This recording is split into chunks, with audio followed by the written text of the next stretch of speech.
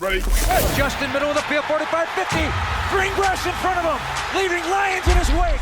I am Jeff Joniak. Blitz is on. Down he goes! Oscar! What was it like playing for Coach Ditka? I don't want to answer any questions like that. 61 yards! A Sunday stroll for Justin Fields. Oh, wow! And Now, Bears Etc., brought to you by Miller Lite with the voices of the Bears, Jeff Joniak and Tom Thayer.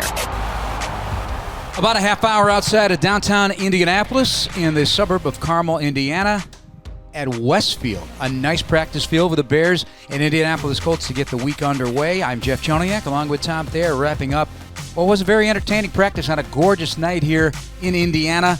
Mild temperature, sunny skies, and a big crowd, believed to be around 8,000 people. This is Bears Etc., and we're brought to you by Miller Lite, the official beer of the Chicago Bears. Tastes like Miller Time Chicago.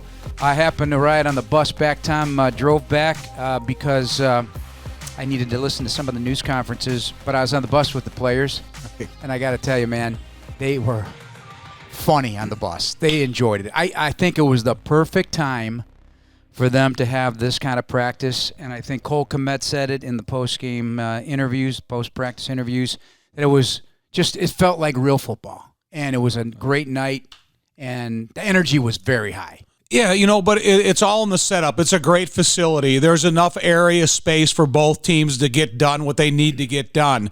And then the practices were physical. They were fast. They were exciting. They got a lot of good work done. The crowd responded in every way, shape, or form they could. The weather conditions were perfect. The field conditions were perfect. So I will say, of the 10 or 15 joint practices I've ever been to in my career, this was probably the most efficiently run, but there was physical that didn't erupt into fights. It was a physical play here or there, and you'd hear a little bit of jawing going on, but it didn't take away from the practice, and it was not distracting. It's funny because obviously a game starts with a special teams play with the opening kickoff, and so when they got to the special teams period, sure enough, this is when it starts. You hear the John, and that group kind of sets a tone. It's an agitated group. I don't care when they practice, but boy, they were loud on both sides, and nobody was backing down, just a little John for the fun of it. But didn't you get a kick out of that, though? But, so I was talking to Coach Hightower on the field, and I was talking to him about the training camp practices at Hallis Hall, how the special teams, they start the practice, and he says, I feel responsible for getting the momentum of the practice pointed in the right direction. And I think it was a great point by him because, special teams, a lot of times they get overlooked, but those are the guys that are looking to make the team. They're looking to make an influence or an impression on their coach. And I think that the way the special teams went about the business today, the guys that aren't on the special teams were able to join in on the excitement. And I think that was a fun part of it. And again, it wasn't fisticuffs. It was more physical. Now that could come. It could come tomorrow. That's always a part of football. Listen, it's like you lay the groundwork for something, right? If somebody gets under your skin, right? Well, these guys are going to come back and they're going to watch the practice tape. Yeah. And so all of a sudden, if there's somebody that takes offense to something somebody did to him in today's practice, we'll probably see a reaction to it in tomorrow's practice. And if it happens, it happens. I'm okay with it because I think when Coach Eberflus came here and he talks about developing a callousness within your own team, this is the way you go about it. And he's got familiarity here because he was a coach here at one time, but it's all about the effort that the players are putting on the practice field so they can become better football players, which leads them to be a better team. Game day snacking calls for Good Foods Chunky Guacamole, made with Hass avocados, tomatoes, onions, cilantro, and a squeeze of lime juice. It's the perfect snack to watch while the Bears win. Score some today at your local grocery store. Game day is Guac Day. Jeff and Tom on the Bears Etc. podcast, coming to you from outside of Carmel, Indiana, and a great setup. The Bears have the whole hotel, so it feels like it's they have this thing, Rams House, out in L.A. They set up for training camp, and this feels like Bears House here. It's just all Bears. They got a separate area for the players to have a little time if they want to play some games, ping pong, whatever. You got the food down there. And, Cole was talking about this, and Kyler Gordon, that it's allowed everybody to kind of hang out a little bit more, right? Because they're going out to dinner. They're going out to have some time to do that if they so desire yesterday. and But, they're you getting know- to know each other in a different way. So I've never been a part of a training camp that is this luxuriously run, but there's no distractions None. from just some businessman checking in to Right. see what room he's going to get and walking down the hall. Or no, it's all business. It's all business all day. And I didn't know what to expect on my drive down here today, but I really enjoyed the practice, the atmosphere. We got to catch up with a lot of old friends from the Indianapolis Colts. But at the end of the day, they got something out of the practice, and I think that's exactly what they wanted to do. All right, what'd you see? In terms of specifics. Well, you sit there and you go and you watch one-on-one. So you get the Bears offensive line against the Indianapolis Colts defensive line, and they have a couple of good defensive linemen, and then you want to see how your guys hold up. So the guy that really hasn't disappointed me is Darnell Wright. No. Here's a guy that's a rookie, finally getting a look at some outside guys for an extended period of time because he played longer today than he did in the preseason game, and he didn't disappoint me. Braxton Jones, you hear about the unlikely guy that started every single game and had played every single play last year. Can he do it again? Is he really the guy? Yeah, he's is. improving. He looks better. He looks more fluid. And Cody Whitehair looked good. So now it's about the rest of the development. Cole Kmet. I like his attitude after he catches the football. Oh, yeah. Because he runs angry. Right. And that's what it's saying. You're going to avoid me. I'm not going to avoid you. I'm going to lower my shoulder, and if you want to hit me, we're going to have contact. And so I like that. You know who else does it? Roshan Johnson. Yes, he does. In the news conference. Now, I don't know how this is going to go over, honestly, but this is how he thinks. He goes, I use my body as a weapon. Of course. I mean... Right? Hey, I love that quote from this young man from Texas. I use my body as a weapon. The guy, he invites contact and he delivers. He's not like absorbing. He's delivering. And there is the difference. Well, as that one play that he ran and I and Jason McKee were sitting off to the side. And, it's nice to have Jason's perspective because he's a running back. And he sees things a little differently. And then he has some terms that he uses that, you kind of get introduced to, you kind of get used to hearing him saying. And, I like the fact that he's impressed with Roshan, and so am I. I've been impressed with him since no pad practices, and I wanted to see how it carried over to full padded practices. I was super impressed with his run in the game the other day, how he ran through an attempted tackle by a linebacker, and then in today's game, he made contact. It really didn't make him go in a completely different direction. He bounced off the defender and kept his feet going lively upfield. Yeah, taking some first-team snaps he did on Monday up at Hallis Hall, and he is doing it again. I don't want to dismiss Khalil Herbert either. No. Because he had a couple nice runs in the 9-on-7 period. 9-on-7 period is the defense knows you're going to run the ball at them, and that's an offensive run period. In Khalil Herbert, he's got good vision. He has good outside instincts. He's got the ability to get low and stay with his power. So it's not the Roshan Johnson show, but he's part of a running back room that's really talented. Dante Foreman. He slithered through a nice hole, got small in the hole, ripped off a big chunk. Obviously, they're touching off or thudding up, as they say. But I'm trusting that he's going to get yards after contact, which he did. Thud against your own team is a thud. It's kind of a noise at the end of the play that the defense isn't going to come up and rock you. Thud, when you have a practice against another team, it's more of a hit. Yeah, and I agree. But you're not going down to the ground. No, but it's also it impacts the way the running back shows his balance, shows his ability to bounce off tackle. So again, I like what I saw. All right, let's talk about V12.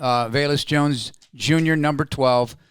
He did take some punts, cleanly received all of those, but where he made his mark on this day was his speed to stretch the field, and he caught two very nice passes, one for a touchdown, assuming his feet were in. We were standing right there. He was in. You put your hands up. You were excited. You were right there breaking down for it. You were making the call. Tom also at one point booed the officials. Yes. I want to hear about that too. I mean, we had a great spot between two long fields, and so you really are, your head's on a swivel. You can't, there's so much going on, you can't absorb it all. Even one of the Bears scouts was talking to me. He goes, man, there's so much going on, you know, but tell us about Velus on those, because if you're going to be a field stretcher, you got that great speed, you got to finish through the catch. again, And he did. Just to backtrack a half a second, talking to Ryan Poles on the field, and he said, this is like going to a college practice to scout. You're trying to look at so many guys that your head is constantly spinning. And I've said the same thing. I said, I don't know where to anchor myself. And, so that's kind of the example of how much you're looking at. And when you talk about Velus today, I'm glad that, first of all, he was catching punts in an open-air stadium where there's a little flight to the football. I think it makes him concentrate a little harder because the flyers of the opponent, of the Indianapolis Colts, were coming down at you hard and fast.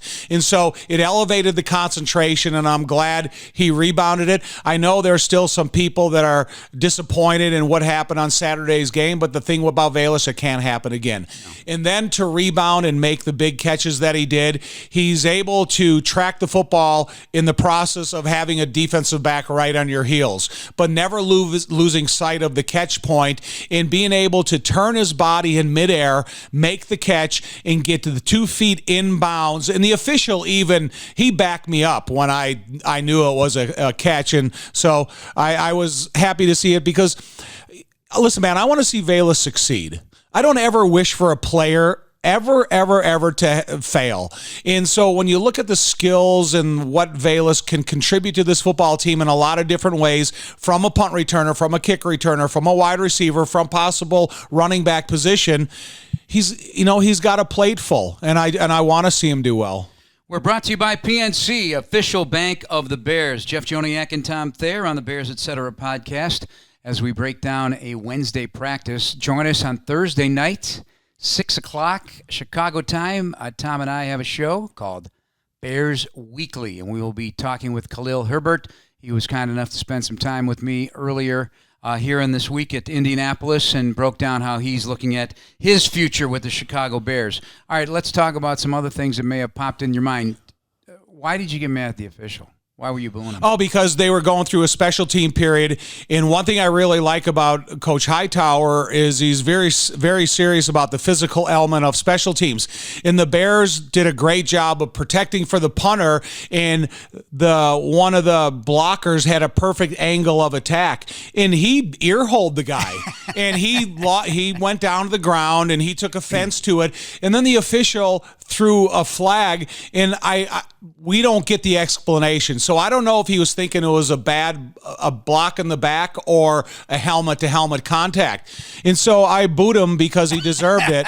And it was a great play. You know what? The thing about it is first of all, before the conclusion of the play, you watch the effort during the play. And that's what I was most impressed with, was the effort for the Bears personnel to get in the right spot to make the block. Because if you make that block in a game, the punt returner is going to have a long gain or possibly a touchdown.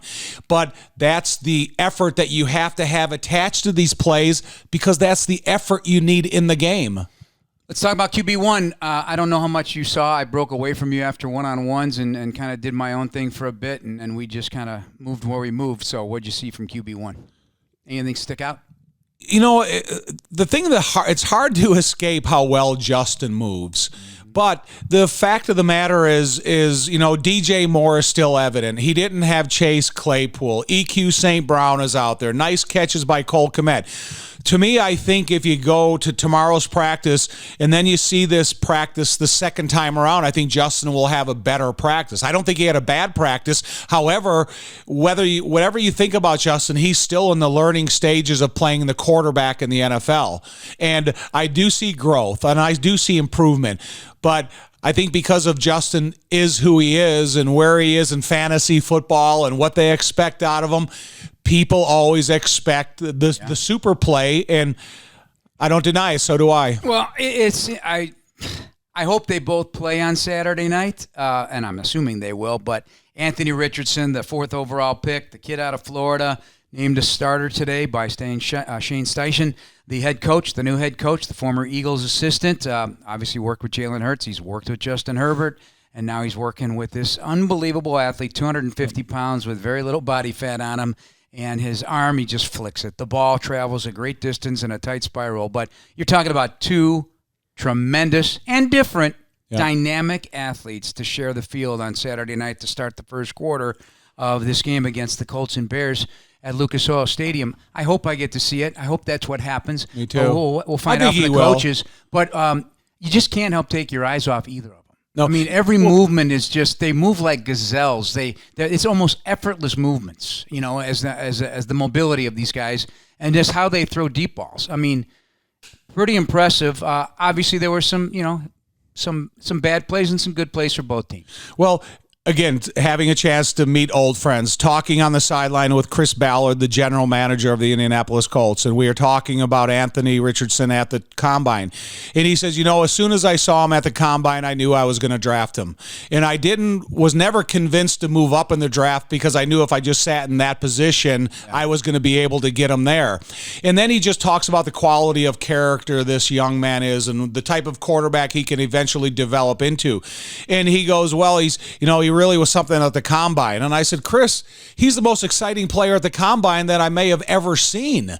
With everything he did, strength, height, jump, throwing, all the kind of stuff. And so now that you named him a starter, he's going to have to develop.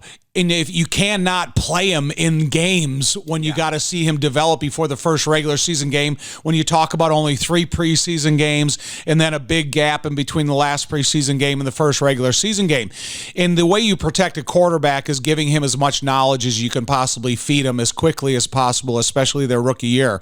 And I do believe that he'll play this weekend. That's only my own instincts. I was not told anything about that, and I hope he does, and I hope Justin plays. It's a gutsy pick because he only had 13 starts in his college career, but again, you can't. It's unique talent, and that you kind of have to invest in, and hey, there have been lesser quarterbacks you've rolled the dice on as first-round picks in the top 5 across the landscape of the National Football League. So I would have picked him. I would have picked him. 100%. If I was a GM, I would have no problem. When you go back and you look at my draft and you think of guys like Todd Blackledge and Ken, the kid Ken O'Brien and stuff, that they're question mark picks in the first round and their careers didn't many pan of those out. 83s were not. Tony Eason and stuff like that. But then you look at the traits that Anthony Richardson put on display in what we've already seen out of Justin.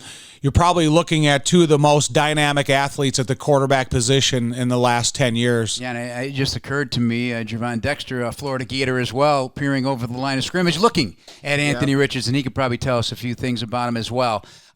Couple of notes, just because when you're on the field that close and you're seeing guys with pads or without pads, I got to tell you, seeing Kyler Gordon flying around and then talking to the media afterwards, the confidence with which he is now speaking and how he views the game and how excited he is and how he got strong, and he is I got to put him up there with another one of the guys that I'm really looking forward to seeing. As much as he'd like to play outside and be a full-time player and then kick inside on nickel, he admits that playing in that one spot is really That's it. It's narrow casting, right. Okay? And it's a hard job. Let's not forget. It is one of the most difficult positions because of the requirements of the position are multifold. But I'm expecting big things. And I was hoping Brisker would be back because he's another one. Again, sat next to me, and he's talking football. He was talking football with Tremaine Edmonds on the bus. They were talking defense. They were talking this. He was engaged. It wasn't just a throwaway. He was engaged, running across the field with emotion when things were getting a little chippy. He's not in pads. He was not practicing today. And I just love that. In the 1,000 bus rides I took as a football player from college to pros, I never sat and talked to the guy next to me about something that was completely frivolous. I talked about how I played good or how I played bad. How did you play? What do you think? What do we have to do to improve? That's what the conversation is. But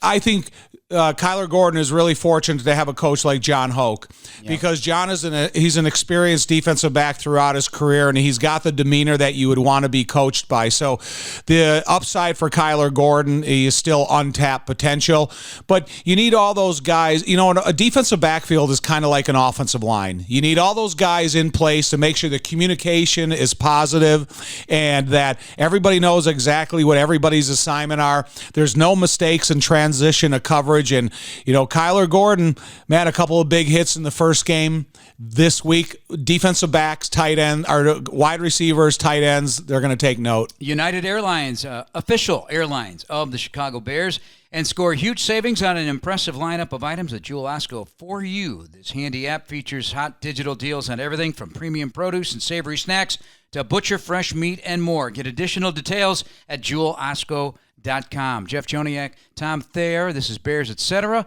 Wrapping things up after our first review of the Bears and Colts practices leading to kickoff on Saturday. We'll have that game for you starting at 6 o'clock Chicago time, 7 o'clock Eastern time. Fair amount of Bears fans made the trek. I heard them. They were loud, but it was a heck of an environment. I think players got a kick out of it.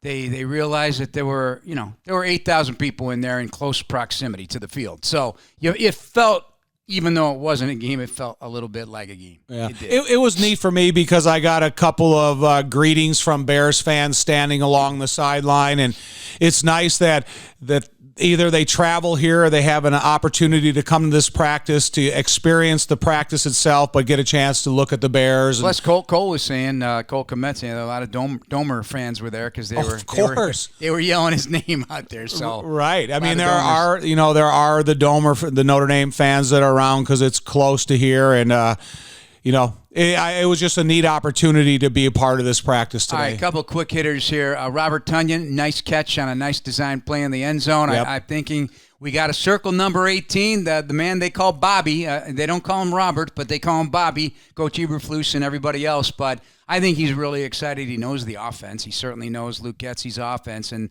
a nice compliment to Cole Komet and vice versa. Yeah, it's hard for me not to think of Mike Tomczak when I see 18 running out there. It's hard. So, when he first was out there in 18, he showed up and he had a really long hair. Yeah. And then he cut his hair really short and wearing went businessman on us. Yeah. But he is a nice addition to the tight end room because it's a legitimate wide receiver. He does have blocking ability at all positions that are asked out of the tight end.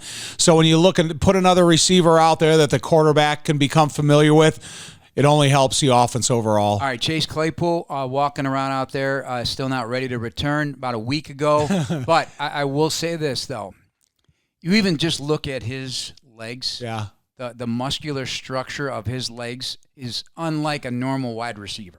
He is a ripped individual, and I'm just hoping, Tom, he gets healthy, gets back on the field, he brings the emotion. He even went out there. He did Things it today. got chippy. Yeah. He's not even in pads, and they had that collision that I was talking about where the flag was thrown. He walked up to the front, was trying to jaw a little bit, and the guy from the Indianapolis Colts took exception to him. Yeah. And, I believe it was Tony Brown, the former Alabama. And, somebody told me he's been that way his whole life. This Tony Brown is always getting into it. A little like C.J. Gardner-Johnson up there in Detroit. We'll have to deal with, but man, it's just.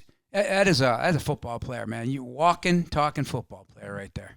You're talking about Claypool. Yes. Yeah. I agree the same thing. But, he's got the assets to be that football player. When the blocks that I've seen him make in training camp, how big of a player he is. Linebackers and DBs better keep their head on a swivel. If he's in motion, if it's a run play, and if you are on a blockable position, because he will earhole you, you will feel it, and it'll show up in films. Miller Lite, the official beer of the Chicago Bears. Tastes like Miller Time, Chicago. All right, he keeps making plays. Okay, he keeps making plays. Number 47 for the Chicago Bears. Mr. Baskerville from LSU. Interception to end a 2-minute drive in the end zone. He's a 218-pound linebacker. He probably could play a little safety. I don't know what his I don't have it memorized, but I tell you, he's just around the ball.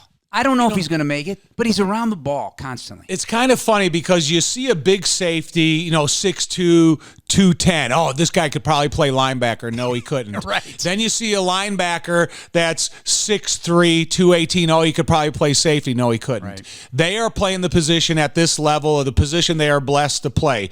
Baskerville put a really high vertical jump on display. A tip ball, came down with the interception, made plays the other day in the game. And it's a competitive position, and they want the best possible athletes that they can put on the game day roster to come out there and be a part of the special teams and be a part of the defensive rotation. And every single time he goes and makes that play, he's opening the eyes and the minds of not only Ryan Poles and the scouts, but his position coach. And every team in the league, and if he makes those plays in an exhibition game, preseason game, and it's on tape. United Airlines, official airlines of the Chicago Bears, our sponsor as well. Big Tom, before we go, you talk about some of the faces and names of people that have crossed our paths. You, of course, got a lot of people, but, Rusty Jones, who was, very popular figure in the Bears family. He expressed how much he loved his 8 years in Chicago, some of the best years of his career. Certainly he was with the Buffalo Bills during their Super Bowl runs back in the day, and looks great. Just celebrated his 70th birthday. And looks fantastic, but it's people like that in the league that you just love that you had the chance to develop those relationships. And I know you've got 100 of them, as do I now. But wasn't it great to see him? It was, but so the Colts now. Rusty Jones's first cousins, who was my driver's ed teacher and my high school wrestling and football coach, Dale O'Connell. So they're first cousins. So I've known of Rusty back years and years ago when he was coaching for Buffalo. And then when he came to the Bears, we kindled a friendship that will never go away. His wife, Sharon, his son, Tyler, we are great friends, but he's just a guy that lives and breathes the physical element of football, the hydration, the diet, the training, the muscle control. So he's got a unique way, a unique niche that he has in the football business. You would never mistake him as a former player because he's not. He's, 162 pounds. But his graciousness for what he was able to do with the Chicago Bears, he has such an appreciation for it that it spills out of him every single time we see him. Yeah, we love talking to him, and we can't wait to see him when we get back on the practice field. All right. Got any final thoughts? Otherwise, we're going to wrap up and send this bad boy to bed. No, just looking forward to sleeping for the first time without two dogs in my bed.